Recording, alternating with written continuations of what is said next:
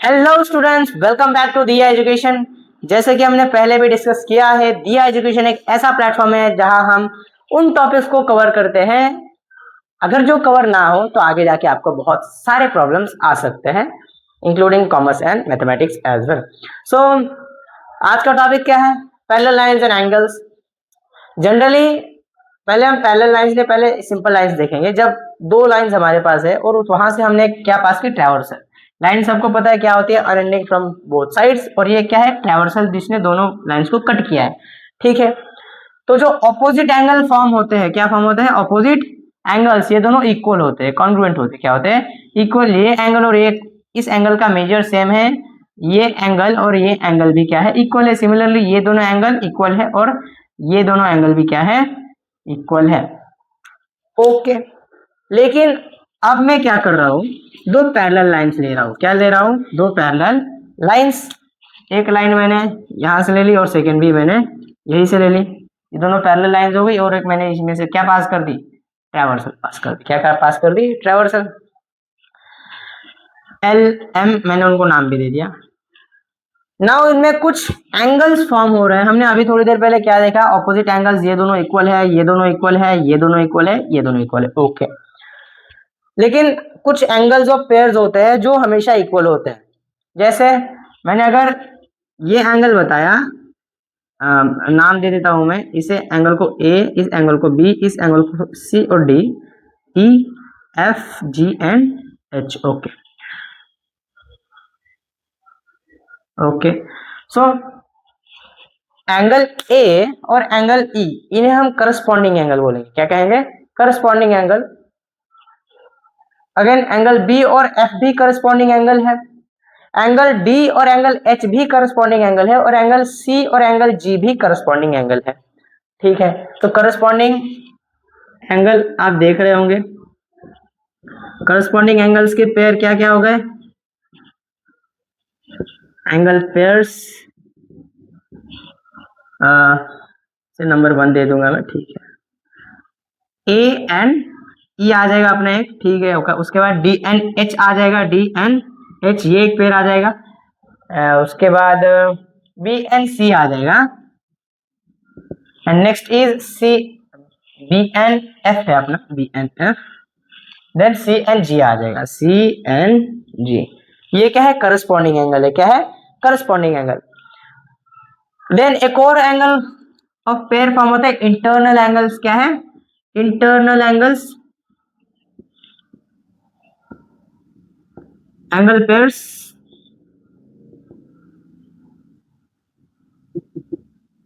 Internal angle मतलब traversal की एक साइड के एंगल्स। ओके, जो अंदर की साइड में, फॉर एग्जांपल सी और एफ, ये इंटरनल एंगल के पेयर्स है।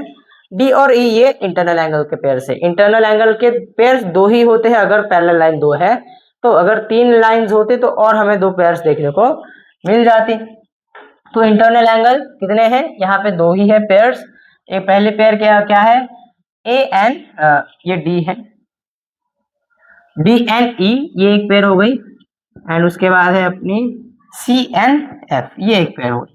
ठीक है, एक और टाइप ऑफ एंगल यहाँ फॉर्म होता है अल्टरनेट एंगल। क्या फॉर्म होता है? Alternate angle. क्या फॉर्म होता है? Alternate angle. अब अल्टरनेट के दो टाइप है, internal alternate and external alternate. Alternate का मतलब जहां पे जेड फॉर्म हो रहा है। क्या फॉर्म हो रहा है? जेड फॉर्म हो रहा है। यहाँ जेड फॉर्म होते हुए दिख रहा है आप लोगों को ऐसे। तो जेड फॉर्म होने के लिए एंगल कौन सा लगेगा? सी एंड ई। लेकिन अल्टरनेट एंगल अगर देखें, एंगल पेयर्स, अल्टरनेट एंगल में अगर इंटरनल अल्टरनेट देखा जाए तो सी एंड ई, सी एंड ई। उसके बाद है डी एन एफ, इससे भी जेड बन रहा है, डी एन एफ। ठीक है, तो ये अल्टरनेट हो गया इंटरनल अल्टरनेट। एक्सटर्नल अल्टरनेट भी है हमारा। एक्सटर्नल अल्टरनेट कौन सा है? ए एन जी और बी और एच, ए जी बी एच। लेकिन ये इंटरनल हो गया। क्या हो गया ये? Internal alternate angles. और एक्सटर्नल अल्टरनेट एंगल अगर हम देखें, एक्सटर्नल अल्टरनेट एंगल तो ए एन जी और बी एन एच। तो ये है एंगल के पेयर्स। ये हम पेयर्स क्यों देख रहे हैं, ताकि हमें आगे की कुछ प्रॉपर्टी समझ में आए। पैरेलल लाइंस के बीच में से जब ट्रैवर्सल पास होती है तो कुछ एंगल्स फॉर्म होते हैं। करस्पॉन्डिंग एंगल मतलब क्या, जो एल शेप फॉर्म करते हैं एक के एक नीचे। ए एंड ई हो गया, डी और एच हो गया, बी एंड एफ हो गया, और सी और जी हो गया। ये करस्पॉन्डिंग एंगल है। देन इंटरनल एंगल्स होते हैं, एंड उसके बाद होते हैं हमारे अल्टरनेट एंगल्स। नाउ ये हमने क्यों देखे, क्योंकि कुछ प्रॉपर्टीज है। अगर एक ट्रैवर्सल दो पैरेलल लाइंस को कट कर रही है तो वहां पे जो भी करस्पॉन्डिंग एंगल्स फॉर्म होते हैं वो इक्वल होते हैं, वो कॉन्ग्रुएंट होते हैं। क्या होते हैं? कॉन्ग्रुएंट। तो जब हम मेजर करेंगे एंगल ए और मेजर करेंगे एंगल ई, दोनों का मेजर इक्वल आएगा। क्या आएगा? इक्वल आएगा। तो हम क्या लिख सकते हैं? Angle A equal to angle E लिख सकते हैं। ठीक है। Again angle D equal to angle H भी मैं लिख सकता हूं, और angle B equal to angle F, उसके बाद angle C equal to angle G भी लिख सकता हूं। ठीक है। नाउ इंटरनल एंगल के पेयर्स क्या होते हैं? इंटरनल एंगल्स के अगर कोई भी पैरेलल लाइंस के, ठीक है, यहां पे मैं लिख देता हूं when traversal passes through two parallel lines,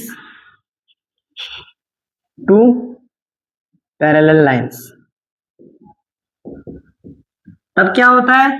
corresponding angle के पेयर्स इक्वल होते हैं। इंटरनल एंगल के जो पेयर्स होती है उनकी सम 180 होते हैं। That means internal angles are supplementary. क्या होते हैं? सप्लीमेंट्री। दैट मींस हम क्या लिख सकते हैं? D plus E equal to 180 degree and C angle D plus angle E, ऐसा लिखना पड़ेगा। एंड उसके बाद angle C plus angle F equal to 180 degree. ठीक है। और हमारे जो अल्टरनेट एंगल भी होते हैं, when a traversal passes through two parallel lines, उस वक्त हमारे अल्टरनेट एंगल भी इक्वल होते हैं। दैट मींस मैं क्या लिख सकता हूं? Angle C equal to angle E and angle B equal to angle F. Similarly मैं इसके लिए भी लिख सकता हूं angle A equal to angle G and angle B equal to angle H. हमने ये सारी चीजें क्यों देखी? क्योंकि इसके बेस पे, इन पे बेस बहुत सारे न्यूमेरिकल्स होते हैं जिन पे बच्चों को बहुत सारे डाउट्स होते हैं। आप इसका स्क्रीनशॉट ले लीजिए ताकि आपको समझ में आए। मैंने न्यूमेरिकल फॉर्म में लिखा है। क्या क्या क्या प्रॉपर्टीज है? When a traversal passes through two parallel lines, corresponding angles are equal, internal angles are supplementary. Supplementary मतलब उनकी सम 180 होती है, and alternate pairs are also equal, also congruent. ऐसे हम, इसलिए मैंने यहाँ लिख दिया। स्क्रीनशॉट ले लीजिए। आगे हम कुछ क्वेश्चंस कवर करेंगे। कितने मिनट डाले? हमने यहाँ एक न्यूमेरिकल लिया है कि नहीं? क्या गिवन है हमें? लाइन एन और पी पैरेलल है, और लाइन एल और एम भी पैरेलल है। यहां हम क्या कह सकते हैं कि एन और पी की एम क्या है? ट्रैवर्सल है। हम ये भी कह सकते हैं एन और पी की एल भी ट्रैवर्सल है। Again at the same time हम कह सकते हैं लाइन एल एम पैरेलल है, उसकी पी ट्रैवर्सल है, और हम ये भी कह सकते हैं एन भी क्या है? ट्रैवर्सल है कि नहीं? दो चारों लाइंस पैरेलल है, ये दोनों और ये दोनों। ठीक है। ढूंढना है हमें A B and C. Okay. Now अगर हम देखें, अगर हम यहाँ पे एक नंबर दे देंगे, ये ए है, यहाँ पे हम कुछ वर्ड दे देंगे ताकि हमें पता चले सी, लेकिन ए बी सी, इसे डी बोल देंगे। क्या बोल देंगे? डी। ठीक है। यहाँ पे क्या है? वी हैव गिवन, क्या गिवन है? L and M are, line L is parallel to line M. Okay. And P को consider P as traversal, P को हम ट्रैवर्सल कंसिडर करेंगे। Consider P as traversal. Okay. तो क्या हो जाएगा?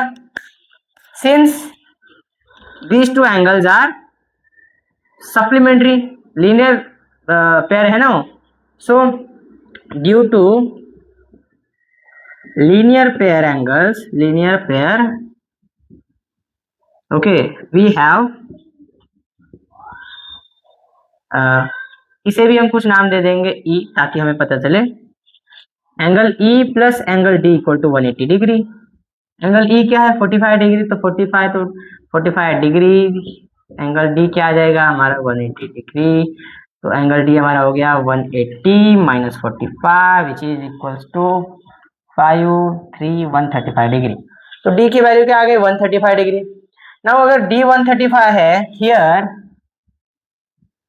डी एंड ए आर क्या देखा हमने, जेड बन रहा है ना। जेड क्या होता था, याद करो जेड क्या होता था, अल्टरनेट एंगल्स क्या होता था, अल्टरनेट एंगल। और ये क्या है, इंटरनल अल्टरनेट एंगल है ना। Here angle D and angle A are alternate angles. क्या है, alternate angle, hence they are equal, therefore angle A equal to angle D, और एंगल D का मेजर क्या है 135 डिग्री। A मिल गया, ठीक है, A मिल गया। नाउ A और B क्या है, ऑपोजिट एंगल। सिंस मैं आगे का यहां लिखता हूं, angle A and angle B are opposite, क्या है, ऑपोजिट एंगल, तो वो इक्वल है, क्या है, इक्वल होंगे। Therefore angle A equal to angle B equal to 135 degree. कोई डाउट है, कुछ नहीं। नाउ अगेन हम क्या कह सकते हैं, ये ए है, ये बी है, और ये उसका क्या है, करस्पॉन्डिंग एंगल है। क्या है, करस्पॉन्डिंग एंगल है।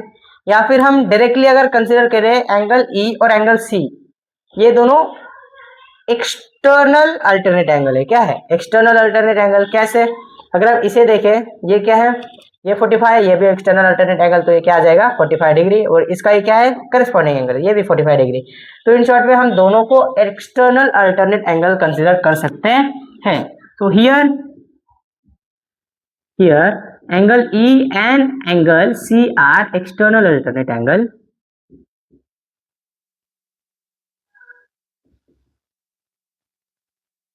Angles, therefore angle C equal to angle E equal to 45 degree. हमें जो कहा गया था हमने वो क्या कर लिया, ढूंढ लिया, कुछ ज्यादा गड़बड़ नहीं। बस दोनों को हमने क्या कंसीडर किया, पैरेलल लाइंस, और एक को ट्रैवर्सल, देन दूसरे को पैरेलल लाइन एंड एक को ट्रैवर्सल। एक और न्यूमेरिकल हम सॉल्व करके देखेंगे ताकि आपको इजीली सारी चीजें समझ में आ जाए। चलिए देखते हैं।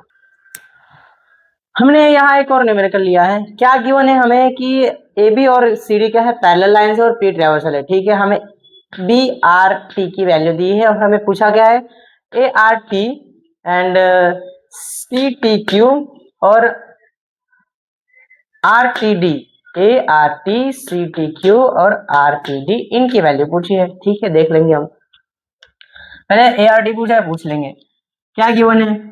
लाइन ए बी जो गिवन है वही लिखेंगे। Line A B is parallel to line C D and P is traversal, given है। ठीक है, इसे रीजन दे दिएगा क्योंकि ज्योमेट्री में लगता है गिवन। क्या है, गिवन है कि नहीं। ठीक है, आगे क्या लिखेंगे, since angle B R T, कौन सा, बी आर टी और ए आर टी क्या है, सप्लीमेंट्री है ना, B R T and angle A R T are linear pair angles, है कि नहीं, पेयर ऑफ लीनियर पेयर के एंगल्स है, लीनियर पेयर्स। देयरफॉर वो सप्लीमेंट्री, उनकी एडिशन क्या आ जाएगी 180 A R T plus angle B R T equal to 180 degree. तो क्या आ जाएगा, angle A R T equal to 180 degree minus angle B R T की वैल्यू क्या है 105, तो 180 डिग्री माइनस 105 इक्वल टू हमारा आ जाएगा 75 डिग्री। क्या आ जाएगा 75 डिग्री। तो हमारी ए आर टी की वैल्यू क्या आ गई हमारी 75। Now angle A R T से 1 दे देंगे। ठीक है, ए आर टी और R T D and angle R T D R alternate angle, क्या है वो, अल्टरनेट पेयर्स है,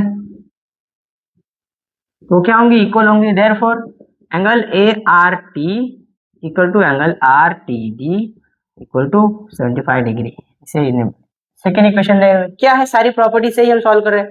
थर्ड हमें पूछा है आर टी डी हमने निकाल लिया। ठीक है, सी टी क्यू पूछा है, सी टी क्यू। अब आर टी डी और C T Q opposite angle है तो वो भी इक्वल होंगे। ठीक है, here angle R T D and angle C T Q are opposite angles. opposite angles and opposite angles are equal in parallel lines and also ये हमें लिखना पड़ेगा and लास्ट में क्या लिख देंगे therefore angle CTQ equal to angle RTD equal to 75 degree. इसमें कुछ हार्ड था, कुछ भी नहीं था, स्क्रीनशॉट ले लीजिए ताकि आपको आगे के पॉइंट समझ में आए। स्टूडेंट्स आज हमने क्या देखा, पैरेलल लाइंस और उनसे बनने वाले जो एंगल्स होते हैं थ्रू ट्रैवर्सल, जब पैरेलल लाइन में से एक या दो ट्रैवर्सल पास होती हूँ उस वक्त corresponding angle, alternate angle and internal angles की कुछ पेयर्स बनते हैं। उनमें कुछ प्रॉपर्टीज होती है, कुछ इक्वल होते हैं, ऑपोजिट एंगल भी होते हैं। अगर ये कवर ना हो तो आगे के पॉइंट्स में आपको बहुत ज्यादा डिफिकल्टीज आएगी जो आप 11th-12th में जाओगे। तो इसलिए हमने ये टॉपिक कवर किया। टॉपिक समझ में आया हो, चैनल को लाइक कीजिए, वीडियो को लाइक कीजिए, चैनल को सब्सक्राइब कीजिए, कमेंट में बताइए कैसा लगा टॉपिक हमें, और कुछ टॉपिक बचा होगा वो भी कमेंट में बताइए। इस वीडियो को उसे शेयर कीजिए जिसको इस टॉपिक्स में डाउट हो एंड सब्सक्राइब करके नोटिफिकेशन बेल जरूर बजा दीजिएगा। मिलते हैं अगले वीडियो में, देखते रहिए दिया एजुकेशन। Thank you.